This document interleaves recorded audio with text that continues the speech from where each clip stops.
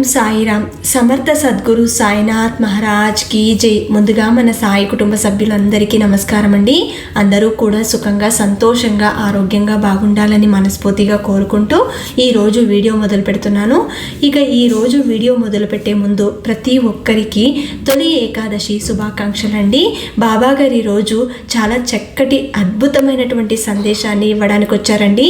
ఈరోజు వీడియోలో ఏం చెప్పబోతున్నారు అంటే, తల్లి చూడగానే శ్రీహరిని తాకమ్మ, తొలి ఏకాదశి, గురు పూర్ణిమ, ఈ 5 రోజుల కాల వ్యవధిలో నేను చెప్పినట్టు చేస్తే విజయం నీ సొంతమవుతుంది అని చెప్పి బాబాగారు ఈరోజు మనకు ఏదో తెలియని సందేశం అయితే ఇవ్వబోతున్నారండి. ఈరోజు బుధవారం నాడు తొలి ఏకాదశి కావడం విశేషం కాబట్టి ఈ పండుగ నాటి నుండి రాబోయే గురు పూర్ణిమ వరకు ఈ 5 రోజుల కాల వ్యవధిలో బాబాగారు చెప్పినట్టు చేయగలిగితే ఎవరైతే ఇలా చేస్తారో వారి జీవితంలో అనుకున్నది సాధిస్తారు. కోరిన కోరికలు ఈ 5 రోజులలో నెరవేర్చుకోగలరు. కాబట్టి ప్రతి ఒక్కరూ మిస్ చేసుకోకుండా ఈరోజు రాత్రిలోపు ఈ విషయాన్ని తెలుసుకుని దానిని ఆచరించి చూడండి. మరి బాబాగారు ఈ వీడియో ద్వారా ఏం చెప్పాలనుకుంటున్నారో, బాబాగారు ఇచ్చే సందేశం వినాలి అంటే ముందు ఈ చిన్న కథని వినాలి. ఒక ఊరిలో వెంకన్న తన భార్య రామలక్ష్మి అనే దంపతులు ఉండేవారు. వీళ్ళది రైతు కుటుంబం. వారికి చిన్న కూతురు ఉండేది. తన పేరు చిన్ని. వెంకన్న తండ్రి చిన్నప్పుడే చనిపోవడంతో తన తల్లి వెంకన్నతోనే ఉండేది. ఆ తల్లికి వెంకటేశ్వర స్వామి అంటే అపారమైన భక్తి ఉండేది. వెంకన్న తన పొలంలో రకరకాల కూరగాయల పంటలను పండిస్తూ వాటిని తీసుకుని ఊరూరు తిరుగుతూ అమ్ముతూ జీవనం సాగిస్తూ ఉండేవాడు. వెంకన్న భార్య రామలక్ష్మికి తన అత్తగారంటే అస్సలు పడేది కాదు. చాలా చిన్న చూపు చూసేది. భోజనం కూడా సరిగ్గా పెట్టేది కాదు.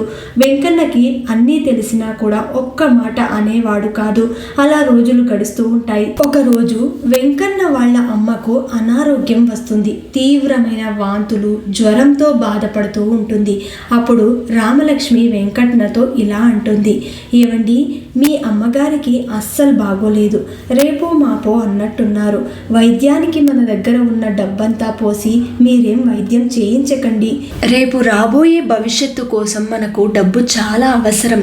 అప్పుడు వెంకన్న ఇలా అంటాడు, మరీ ఇలా వదిలేస్తే చుట్టుప్రక్కల వాళ్ళు ఏమనుకుంటారు?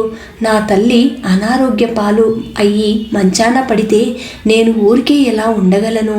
మరి ఇప్పుడు ఏం చేయాలనుకుంటున్నావు అని అడుగుతాడు. ఏముంది, మీ అమ్మగారిని ఇక్కడే వదిలేసి మనం పక్క ఊరికి వెళ్ళిపోదాం. మన ఊర్లో లేనప్పుడు ఇలా అనారోగ్యం పాలయ్యి మంచాన పడ్డారని ఊర్లో వాళ్ళందరికీ చెప్పుకుందాం. సరే, నీ ఇష్టం అని చెప్పి వెంకన్న తల ఊపుతాడు. కానీ నాకు ఏమాత్రం ఇష్టం లేదు అని వెంకన్న అంటాడు. కానీ భార్య మాత్రం తొందరగా వెళదాం పదండి అంటూ అందరినీ తీసుకుని పక్క ఊరికి బయలుదేరుతారు. అప్పుడు వెంకన్న తన తల్లిని చూస్తూ బాధపడుతూ తన మనసులో ఇలా అనుకుంటూ వెళతాడు, అమ్మా, నన్ను క్షమించు తల్లి. ఈ సమయంలో నేను నిన్ను చూసుకోలేకపోతున్నాను. నా భార్య మాటలు విని వెళ్ళిపోతున్నాను. నన్ను క్షమించు తల్లి అని చెప్పి భార్యతో కలిసి వెళ్ళిపోతాడు. అప్పుడు ఆ తులసమ్మ మనసులో ఇలా అనుకుంటూ బాధపడుతూ ఉంటుంది, తండ్రి వెంకటేశ్వర స్వామి, కన్న కొడుకుకే నేను భారమైపోయాను. ఇంకా నా జన్మ ఎందుకు? నేను బ్రతికి ఏం లాభం? నన్ను తీసుకుపో తండ్రి అంటూ ఒక కునుకు తీస్తుంది. ఆ సమయంలో తనకు శ్రీ వెంకటేశ్వర స్వామి దివ్య దర్శనంతో కలలో కనిపిస్తాడు. అమ్మా తులసమ్మ, నువ్వేమీ దిగులు చెందకు. నీ కొడుకు కోడలు నీ ప్రేమని పొందలేకపోతున్నారు. వారికి బుద్ధి వచ్చేలాగా నేను చేస్తాను. అలాగే నువ్వు నీ కాళ్లపై నిలబడేలాగా నేను చేస్తాను.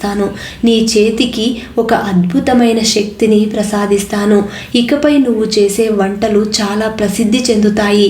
నువ్వు సంపూర్ణ ఆరోగ్యవంతురాలిగా మారిపోతావు అని చెప్పి వెంకటేశ్వర స్వామి అదృశ్యమవుతాడు.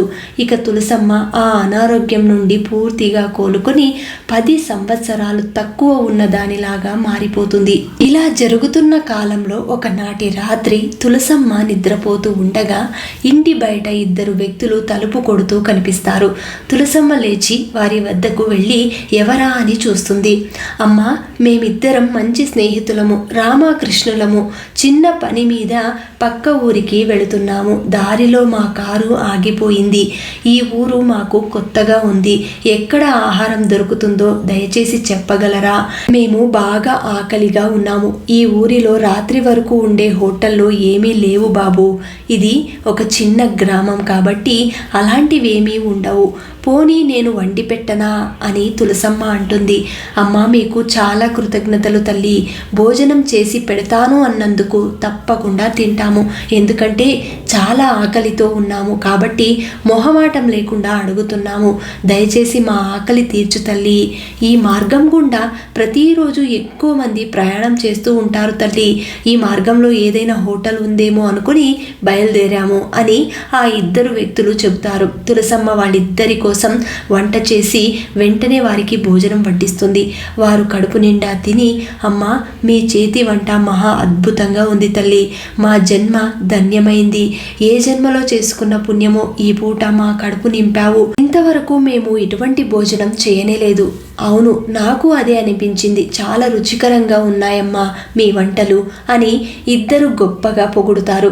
ఇక ఈ జన్మకి మీ వంటని మరిచిపోలేము. ఇంత రుచికరమైన భోజనం ఎప్పుడూ కూడా తెలుసుకుంటూ ఉంటాము అని అంటారు. తులసమ్మ మనసులో ఇలా అనుకుంటుంది. స్వామి వెంకటేశ్వర, ఇంతటి శక్తిని ప్రసాదించావు నా చేతికి. ఇక నా కాళ్లపై నేను నిలబడడానికి ప్రయత్నిస్తాను తండ్రి. నా మనవరాలికి నేనంటే చాలా ఇష్టం. దానికోసమైనా నేను కష్టపడి కొంత సంపదని పోగు చేయాలి. అప్పుడు వారు తులసమ్మకు చాలా డబ్బులిచ్చి వెళ్ళిపోతూ ఇలా అంటారు. అమ్మా, మేము తిరిగి వచ్చేటప్పుడు మీ వద్దనే తింటాము. మీకు ఏమీ అభ్యంతరం లేకపోతే తప్పకుండా నాయనా. ఇక ఇద్దరు వ్యక్తులు తిన్న తర్వాత అక్కడి నుండి వెళ్ళిపోతారు. అప్పుడు తులసమ్మ ఇలా అనుకుంటుంది. ఈ వ్యక్తులు చెప్పిన విధంగా ఈ మార్గంలో వెళ్ళే వారికి రాత్రి పూట ఏమీ దొరకదు కాబట్టి రాత్రి వేళలో పనిచేసే ఒక హోటల్ని తెరుస్తాను. ఆ వెంకటేశ్వర స్వామి దయ వల్ల వ్యాపారం మంచిగా సాగాలి అని అనుకొని కొద్ది రోజులకే హోటల్కి కావలసిన ఏర్పాట్లన్నీ చేసుకుని ఒక హోటల్ని రాత్రిపూట పనిచేసే విధంగా ఏర్పాటు చేసుకుంటుంది. ఆ మార్గం గుండా వెళ్ళే వారే కాకుండా ఆ గ్రామ ప్రజలు, చుట్టుప్రక్కన ఉన్న గ్రామ ప్రజలు కూడా వచ్చి తింటూ ఉండేవారు. తులసమ్మ చేసే వంటలు రుచి గురించి ఆ ఊరి ప్రజలకు, చుట్టుప్రక్కల గ్రామాలకు తెలుస్తుంది. కొద్ది రోజుల తర్వాత వెంకన్న తన భార్య రామలక్ష్మితో ఇలా అంటూ ఉంటాడు. మన దగ్గర తెచ్చుకున్న డబ్బులన్నీ ఖర్చయిపోయాయి. ఇక తిరిగి మన స్వంత గ్రామానికి వెళ్ళాలి. మన పొలంలో పంటలు పండించి వాటిని అమ్ముకుంటే మనకు ఎటువంటి లోటు ఉండదు. వెంటనే బయలుదేరాలి అని అంటాడు. అప్పుడు భార్య రామలక్ష్మి ఇలా అంటుంది. అవునా, మన బ్యాంకులో ఉన్నాయి కదండి, అవి తీసుకుని ఖర్చు పెడితే ఏ సమస్య ఉండదు కదా అని రామలక్ష్మి అంటుంది. పిచ్చిదానా, ఆ బ్యాంకు ఎప్పుడో ఎత్తేశారు. వడ్డీ ఎక్కువగా వస్తుందని ఆశపడి ఊరు పేరు లేని బ్యాంకులో వేశాము. వారు 2 రోజుల క్రితమే ఆ డబ్బులతో పారిపోయారు. నీకు చెబితే బాధపడతావని ఇంతవరకు చెప్పలేదు. అయ్యో, ఎంత పని జరిగిందండి. ఇక మన డబ్బు పోయినట్టేనా? వాళ్ళు మోసం చేయడం ఏంటండి? అప్పుడు రామలక్ష్మికి గుండె పగిలినంత పని అవుతుంది. అప్పుడు వెంకన్న తన భార్యకు నచ్చజెప్పి, ఇక చేసేదేమీ లేదు, తిరిగి మనం మన ఇంటికి వెళదాం పదా అని అంటాడు. అలా వాళ్ళు మళ్ళీ సొంత గ్రామానికి చేరుకుంటారు. అలా వెళ్ళేటప్పుడు చిన్ని వాళ్ళ అమ్మా నాన్నతో ఇలా అంటుంది.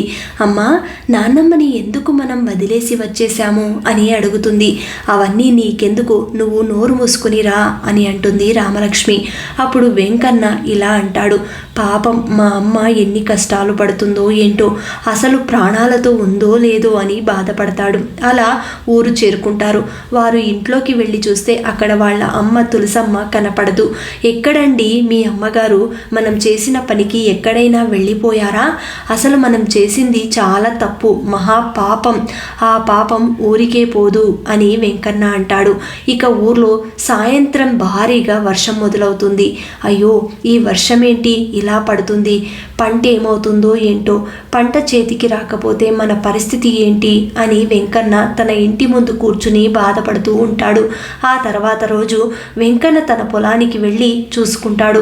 పొలం అంతా నీళ్లతో నిండిపోయి ఉంటుంది. అరే, అందరి పొలాలు బాగున్నాయే, నా పొలంలో మాత్రమే ఎందుకు ఇలా నీళ్లు నిండిపోయి ఉన్నాయి? పంట మొత్తం మొత్తం పాడైంది అని మనసులో కుమిలిపోతూ బాధపడుతూ ఆ రోజు రాత్రి అక్కడే కూర్చుంటాడు. తన పొలం దగ్గరే కూర్చుని ఉండిపోతాడు. చీకటవుతుంది. ఇంటి దగ్గరేమో రామలక్ష్మి తన భర్త కోసం కంగారు పడుతూ నిలబడి ఎదురు చూస్తూ ఉంటుంది. ఉదయం వెళ్ళిన మనిషి ఇంతవరకు తిరిగి రాలేదేంటి, ఏమైందో ఏంటో, అసలు చూసి రావాలి అని లాంతరు పట్టుకొని బయలుదేరుతుంది. అలా పొలానికి చేరుకుంటుంది. అక్కడ ఒక చెట్టు క్రింద తన భర్త వెంకన్న దిగులుగా కూర్చుని బాధపడుతూ ఉంటాడు. ప్రక్కనే పొలంలో పంటంతా పాడైనట్టు కనిపిస్తుంది. ఏమండి, ఇంటికి పదండి, రాత్రి అవుతుంది, కలలో కూడా ఊహించలేదే ఇలా అవుతుంది అని. మనం చేసిన తప్పు మనల్ని ఏ విధంగా వెంటాడుతుందో చూసావా? అలా బాధపడుతూ ఇద్దరూ కలిసి ఇంటికి చేరుకుంటారు. అదే దారిలో ఒక చోట చాలా రద్దీగా ఉన్న ఒక హోటల్ కనిపిస్తుంది. అందులో తులసమ్మ వంట చేస్తూ కనిపిస్తుంది. చూడు, మా అమ్మ ఇక్కడుంది, మనం ఎక్కడెక్కడో వెతికాము, ఎక్కడెక్కడో ఉంది, వెళ్ళిపోయింది, చనిపోయిందేమో అని బాధపడ్డాము. ఈ హోటల్లో పనిచేస్తూ బ్రతుకుతుందన్నమాట. మనం గనక మన అమ్మని చక్కగా చూసుకుని మన పొలాన్ని కూడా ఇక్కడే చక్కగా చూసుకుంటూ మన జీవితం కొనసాగించి ఉంటే ఎంత బాగుండేది. ఇప్పుడు చూడు మన పరిస్థితి ఏ విధంగా తారుమారయ్యిందో అంటూ వెంకన్న తన స్థితి గురించి భార్యతో అంటూ ఉంటాడు. అప్పుడు రామలక్ష్మి ఇలా అంటుంది, నాకు మాత్రం ఏం తెలుసండి, ఇవన్నీ మనకు అనుభవపూర్వకంగా వస్తాయి. ఇలా అవుతుందని నాకు ఇంతకు ముందే తెలిసి ఉంటే ఇలా జరగనిచ్చేదానినా? ఇంతకీ మన అమ్మని ఈ కూలి పని నుండి ఏ విధంగా తప్పించాలో నాకు అర్థం కావటం లేదు. నా దగ్గరే తినడానికి తిండి లేదు. ఇదంతా మనం చేసుకున్న కర్మ రామలక్ష్మి అంటూ బాధపడతాడు వెంకన్న. అలా ఆ విధంగా ఆ రాత్రి తన తల్లిని చూసి మనసులో బాధపడుతూ ఇంటికి వెళ్తారు. అలా వెళ్ళిన తర్వాత కాసేపు కూర్చుంటారు. ఇక చిన్న ప్రాణం చిన్నీకి ఆకలి తట్టుకోలేక తన తల్లితో వేధిస్తుంది. అమ్మా ఆకలి, అమ్మా ఆకలి అంటూ. ఇక ఉన్న ఒక్కగానొక్క కూతురికి తన ఆకలిని తీర్చలేకపోతున్నాము, పూట పూట ఇదేం పరిస్థితి అంటూ బాధపడతాడు వెంకన్న. ఆ రోజు రాత్రి భోజనం లేకుండానే అలాగే ముగ్గురు పడుకుంటారు. కొద్దిసేపటి తర్వాత తులసమ్మ తన ఇంటికి వస్తుంది. నాయనా, ఇదిగో ఈ భోజనం తీసుకో, వెంటనే చిన్నీకి తినిపించండి, అసలే తను ఆకలికి తట్టుకోలేదు. అమ్మా, మేము పస్తులు ఉన్నామని నీకెలా తెలుసు? అసలు మేము ఊరొచ్చామని ఎలా తెలుసు నీకు? పిల్లల ఆకలి బాధ తల్లికి మాత్రమే తెలుస్తుంది. అలాగే నాకు అర్థమైంది నాయనా. ఇందాక మన హోటల్ ముందు నుండి వెళ్తున్నప్పుడు నేను గమనించాను, మీ ఇద్దరిని చూశాను. అమ్మ, నన్ను క్షమించు తల్లి, నేను చాలా పెద్ద తప్పు చేశాను. నాకు ఇప్పుడు బుద్ధి వచ్చింది, ఇంకెప్పుడు ఇలాంటి పని చెయ్యను అని వెంకన్న తన తల్లి కాళ్ళు పట్టుకుంటాడు. ఇక రామలక్ష్మి కూడా పశ్చాత్తాపంతో బాధపడి తన అత్తకి క్షమించమని కోరుతుంది. రామలక్ష్మి, నీ తప్పు నువ్వు తెలుసుకున్నావు, అది చాలు. ఇక నుండి మీరు దిగులు చెందకండి. ఎందుకంటే అక్కడ రాత్రిపూట హోటల్ నడుపుతున్నది మనదే. మనం ముగ్గురు కలిసి ఆ హోటల్ని ఇంకా అభివృద్ధి చెందేలా చేస్తాం. అలా ఆ పూటకి అందరూ కలిసి హాయిగా భోజనం చేసి పడుకుంటారు. ఇక రాత్రి తులసమ్మకు కలలో శ్రీ వెంకటేశ్వర స్వామి కనిపిస్తాడు. అమ్మా తులసమ్మ, నేను చెప్పినట్టుగానే నీ కొడుకు కోడలిలో మార్పు వచ్చేలా చేశాను. ఇంకా చాలా చేయాలి అనుకున్నాను, కానీ నీ తల్లి ప్రేమతో అవన్నింటినీ కట్టిపడేశావు. నువ్వు కలకాలం నీ కొడుకు కోడలతో నీ మనవరాలతో సంతోషంగా బ్రతుకుతావు. తదనంతరం వైకుంఠ ప్రాప్తి ప్రసాదిస్తాను అని చెప్పి వెంకటేశ్వర స్వామి అదృశ్యమవుతాడు. ఇక అప్పటి నుండి వెంకటేశ్వర స్వామికి శ్రద్ధ భక్తితో తన ఇంట్లో పూజలు నిర్వహిస్తారు. ఆ హోటల్ కూడా ఎంతో అభివృద్ధిలోకి వస్తుంది. అలా అభివృద్ధిలోకి తెచ్చుకుని 10 మందికి సహాయం చేస్తూ, లేని వారికి అన్నం పెడుతూ, ప్రతి పండగకు లేని వారిని పిలిచి వారికి ఒక పూట అన్నం పెట్టి వస్త్రదానం కూడా చేస్తూ ఆ ఇల్లు ఎంతో సంతోషంగా వెంకన్న, రామలక్ష్మి అలాగే తులసమ్మ తన మనవరాలైన చిన్నీతో సంతోషంగా తన జీవితాన్ని గడిపింది. ఈ కథ ద్వారా బాబాగారు చెబుతున్నది ఏంటంటే, జీవితంలో ఎన్ని కష్టాలు, ఎన్ని ఒడిదుడుకులు వచ్చినా ఒకరికి కష్టంలో ఉన్నప్పుడు ఆదుకోవడం మన ధర్మమని, అలాగే ఎవరినైనా సరే తక్కువ చేసి చూడకూడదు. ఏ సమయంలో ఎవరికి ఏ కష్టం వస్తుందో, ఏ సంతోషం రాబోతుందో ఎవ్వరు కూడా ఊహించలేరు. కాబట్టి మానవత్వంగా బతకాలి. మనం ఎంత సంపాదించినా చివరికి అది మన వెంట రాదు. మనకు కావలసింది ఆత్మాభిమానం, మానవత్వంతో మసులుకోవడం, అందరితోనూ ప్రేమగా ఉండటం. తల్లి, అలా నీ జీవితంలో ఎన్ని కష్టాలు వచ్చినా ఈ సాయి ఉన్నాడు అన్నది మర్చిపోకు. అహంకారంతో ప్రవర్తించినప్పుడు దైవమే నీకు కర్మ ఏ విధంగా ఉంటుందో రుచి చూపిస్తాడు. కాబట్టి జాగ్రత్తగా ఉండు, దైవాన్ని అంటిపెట్టుకుని ఉండు. ఎప్పుడు తప్పుడు మాటలు పలకవద్దు. ఒకరి గురించి చెడుగా ఆలోచించకు. నీకు నీ దైవమే కాపాడుతూ వస్తుంది. ఎవరైతే అనుక్షణం దైవాన్ని అంటిపెట్టుకొని దైవ నామస్మరణంలో మునిగి ఉంటారో అలాంటి వారికి ఎంతటి చెడు కర్మ అయినా సరే దూరం అవుతుంది అని బాబాగారు ఈరోజు ఈ సందేశం ద్వారా మనకు ఈ కథని అందించారండి. ఇక బాబాగారు ఈరోజు తొలి ఏకాదశి నాటి నుండి రాబోయే గురు పూర్ణిమ వరకు అంటే 5 రోజుల పాటు నువ్వు నేను చెప్పినట్టు చెయ్యమ్మా అని అంటున్నారు. కాబట్టి అదేంటో ఇప్పుడు తెలుసుకుని ఈ రోజే ఆచరణలో పెడదాం. ఈ రోజు ఏకాదశి పండుగ రోజు శ్రీ మహావిష్ణువుని ప్రతి ఒక్కరూ ఆరాధించి ఉంటారు. మీ యొక్క కోరికలు సంకల్పం చేసుకుని ఆ భగవంతుడితో మీ కష్టాలన్నీ చెప్పుకొని ఉంటారు కదా. మరి ఈ రోజు సాయి అందిస్తున్నది ఈ చిన్న పరిహారం కూడా చేయండి. ఈ 5 రోజుల పాటు తప్పనిసరిగా ప్రతి ఒక్కరూ సాయి భక్తులందరూ ప్రయత్నం చేయండి. ఈ 5 రోజులలో గురు పూర్ణిమ నాటికి అంటే అంతలోపు కూడా మీ భక్తి కొలది మీరు ఆరాధించి చూడండి. భగవంతుడు మీ యొక్క కోరికని తప్పకుండా నెరవేరుస్తారు. అది ఏం చేయాలంటే ఈరోజు తొలి ఏకాదశి నాడు ఎవరైతే విష్ణు సహస్రనామావళి చదువుకుంటారో పారాయణం చేస్తారో అలాగే లలితా సహస్రనామ స్తోత్రాన్ని పఠనం చేసుకోండి. లేదు అంటే గురు చరిత్రని పారాయణం చేయండి.